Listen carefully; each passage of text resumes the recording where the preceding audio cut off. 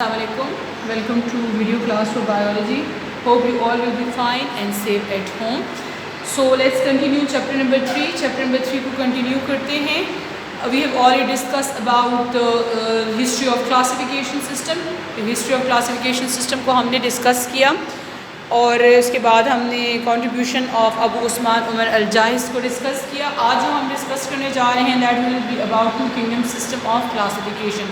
आज हम two kingdom system of classification को डिस्कस करते हैं. This was the first systematic classification. ये सबसे पहली सिस्टमैटिक क्लासिफिकेशन थी that was proposed by a Swiss scientist Carolus Linnaeus, जो कि स्विस साइंटिस्ट कार्लस लिनियस ने प्रपोज की इन 1753 में प्रपोज की गई थी.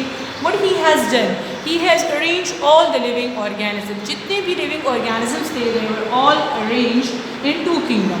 That was kingdom plantae and kingdom animalia. Kingdom plantae और kingdom animalia. Kingdom plantae included all green plant. उसमें तमाम के तमाम ग्रीन प्लांट्स थे, एल्जी थे, फंजाई थे, बैक्टीरिया एंड और जो एनिमिलिया थे it include all unicellular and multicellular organisms. That is animals also because it is kingdom animalia so it will be including animals. But there were limitation related to this kingdom. Two kingdom system सबसे पहला जो मसला इसके साथ था वही Euglena.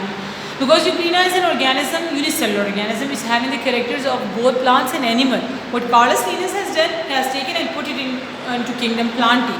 उसको उठा के इसको Kingdom Plantae में रख दिया, डाल दिया, जो कि एक किस्म से एक चीज़ ऐसी थी कि जिसको मैं कहूँगी गलत थी. गलत इससे थी कि प्लांटी में डालना एनिमल में डाल देते क्योंकि इसके अंदर तो एनिमल लाइक कैरेक्टर भी थे. इसके अलावा ये भी मैं बताऊँगी और मज़ीद ये इसकी मदद से आप लोगों को इसके लिए एक अलग सिस्टम किंगडम को होना चाहिए था. दूसरा, he was not able to make the difference. या two system kingdom system was not able to make the difference between prokaryotes and eukaryotes. Apart from that with the passage of time discoveries होती रहती है. तो discoveries होने के साथ it was prove that fungis having unique characters. So it's not a part of kingdom plantae. इसको kingdom plantae में रखना गलत है क्योंकि इसके अंदर ऐसे कैरेक्टर्स हैं जो कि प्लांट्स के अंदर है ही नहीं. So that all problems were solved by five kingdom system. लेकिन फाइव किंगडम सिस्टम पहले उससे भी पहले एक साइंटिस्ट अर्नेस्ट हैकेल इन 1866 उसने किंगडम जो प्रोटेस्टा का नाम प्रपोज किया यूग्लिना के लिए. यूग्लिना को इसमें डाल दे. ये मसले तो तब और भी थे. तो तब उसके बाद फाइव किंगडम सिस्टम 1969 में रॉबर्ट विडिकर ने प्रेजेंट किया. And according to the system five kingdoms were introduce in which all organisms were arranged. So let me make it clear to you that a two kingdom system of classification which was proposed by Carolus Linnaeus in 1753. 1753 में उसने इसको propose किया and it was the first systematic classification. What he has done, he has arranged the living organism to two kingdom Plantae and kingdom Animalia. Kingdom Plantae included green plants, algae, fungi and bacteria. उसमें मतलब kingdom plantae में green plants थे, algae थे, fungi थे और bacteria को शामिल है. ग्रीन प्लांट को जानते हैं जिनमें क्लोरोफिल होता है, ग्रीन कलर को होता है, अपना फूड खुद तैयार करता है. When we talk about algae, the lowest plants which can prepare their own food. Fungi which are not able to prepare their own food, they are heterotrophic in nature. Bacteria which are basically pathogens, disease-causing agent, they were also included in kingdom Plantae. Then about Animalia, he included all unicellular and multicellular animals. What are unicellular and multicellular? Unicellular means those organisms which are made up of only single cell, and multicellular means made up of many cells. So what were the limitation? The first limitation was that of Euglena. जो सबसे पहली limitation इसके अंदर आ रही थी वो Euglena की थी. यूग्लिना के अंदर जो है जिसको किंगडम प्लांटी में डाला गया, it was having the characters of both plants as well as animals. इसका जो plant like character था वो क्या था? It a plant like character था. It was having a chlorophyll and it can prepare its own food. इसका animal like character क्या था? इसका जो animal like character था वो क्या था? That it can engulf food in darkness. engulf खा लेता था food darkness में. And it lacks a cell wall. इसके अंदर कोई cell wall नहीं थी जबकि plants का character है. Apart from that, such organism should be classified in a separate kingdom. Yes, it required a separate kingdom because it was having a unique characters of both plants and animals. So this system did not clear the differences between the prokaryotes and eukaryote. इस system ने कोई clearance नहीं दी कोई difference को clear ही नहीं करवाया prokaryotes eukaryotes में। तो ये मैंने इधर ड्रॉ किया हुआ है, ये प्रोकैरियोटिक सेल है, आप देख सकते हैं ये यूकैरियोटिक सेल है। प्रोकैरियोटिक सेल के न्यूक्लियस के बाहर मैंने कोई लेयर मेम्ब्रेन नहीं बनाए, जबकि यूकैरियोटिक के बाहर न्यूक्लियस के बाहर मैंने मेम्ब्रेन बनाई हुई है। इसमें सिर्फ राइबोसोम्स है, इसमें तमाम ऑर्गेनेलीज है। तो ये जो डिफरेंसेस मैं बता रही हूँ, ये जो बाद में साइंटिस्ट ने क्लियर करवाई, ये टू किंगडम सिस्टम में इसकी कोई मतलब डिस्टिंक्शन क्लियर होने की बात नहीं हुई थी। इसके बाद जो सबसे इम्पॉर्टेंट पॉइंट ये है कि ज़ाहिर है with passage of time discoveries occur मतलब एक्सपेंशन होती रहती है, डिस्कवरीज होती रहती है, एडवांसमेंट आती है टेक्नोलॉजीज़ में। So new discoveries prove that fungi should not be place in kingdom plantae because it's having such a unique characters which are not present in plants, so they are totally different from plants. वो क्या है जिसकी वजह से इसको different करार दिया गया, इसको सेपरेट करार दिया गया? डिफरेंसेस मैंने लिख दिए। फंजाई हेटेरोट्रॉफिक है, अपना फूड तैयार नहीं करता। प्लांट्स ऑटोट्रॉफिक है, अपना फूड खुद तैयार करते। इनका जो सेल वॉल है किस चीज़ से बने? फंजाई का काइटिन से। सेलुलोज मैंने लिख के क्रॉस डाला ताकि क्लियर करवा सकूँ। Cell wall of plants are made up of cellulose not chitin, इसके ऊपर मैंने क्रॉस डाला ताकि ये चीज़ आपको क्लियर हो सके। How they take their food, the fungi, by absorption food from dead organic matter and they prepare their own food. अब ये मसले मसाइल तो थे। So in 1866 अर्नेस्ट हैकेल ने क्या किया? उसने प्रपोज किया अ न्यू किंगडम, उसने एक नया किंगडम प्रपोज किया। किसके लिए? For Euglena, because Euglena was a big problem at that time, so he has proposed kingdom that is Protista for Euglena to put the Euglena in Protista. But I think so that was not the solution. The best solution was given in 1969 by Robert Whittaker, who have classified all the organisms into 5 kingdoms. जिसने तमाम organisms को 5 kingdoms में classify किया। वो 5 kingdom कौन से हैं?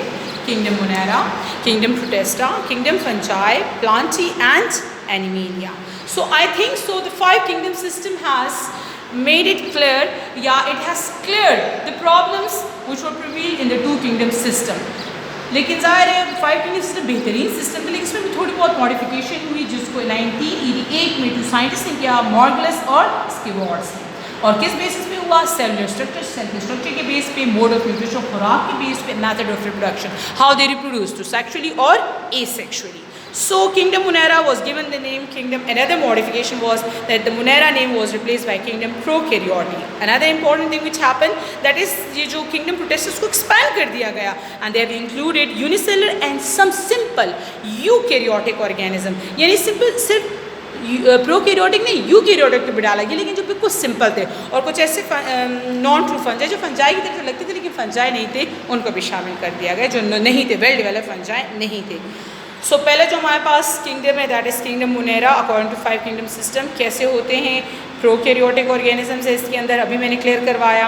The unicellular और कॉलोनियल, ज़ाहिर है जब ये यूनिसेलर होते हैं तो कॉलोनीज तो बना सकते हैं, कॉलोनी फॉर्म कर सकते हैं। They lack membrane bounded organelles, इनके अंदर कोई भी मेम्ब्रेन बाउंडेड ऑर्गेनेलीज नहीं होती है सिवाय राइबोसोम्स के, मतलब तमाम ऑर्गेनेलीज जितने भी सेल के अंदर मौजूद होते हैं, just only the ribosomes which are present in it. Nucleus होता है लेकिन न्यूक्लियस के बाहर न्यूक्लियर मेम्ब्रेन नहीं होता। They are having a cell wall, इनकी सेल वॉल है लेकिन सेलुलोज से नहीं बनी हुई है।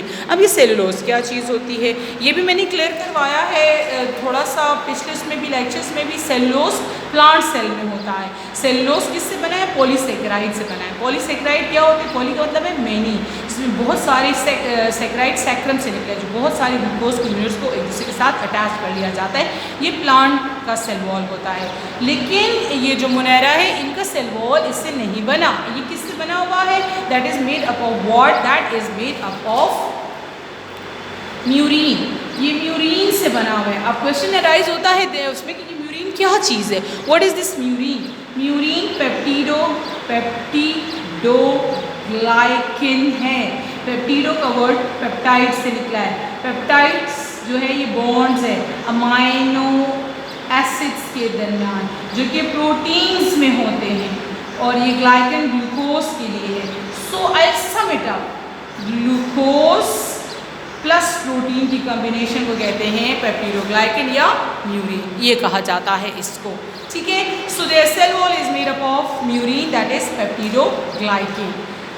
ये हीटरोट्रॉफिक है। हीटरोट्रॉफिक का मतलब they can not prepare their own food, ये अपना फूड खुद तैयार नहीं कर सकते हैं। But some can prepare their food by photosynthesis और कीमोसिंथेसिस। कुछ अपना फूड खुद तैयार कर सकते हैं फोटोसिंथेसिस से या कीमोसिंथेसिस से। इसमें हमारे पास एग्जांपल है बैक्टीरिया की और ब्लू ग्रीन एल्गी की, ये हमारे पास की बेस्ट एग्जांपल्स है।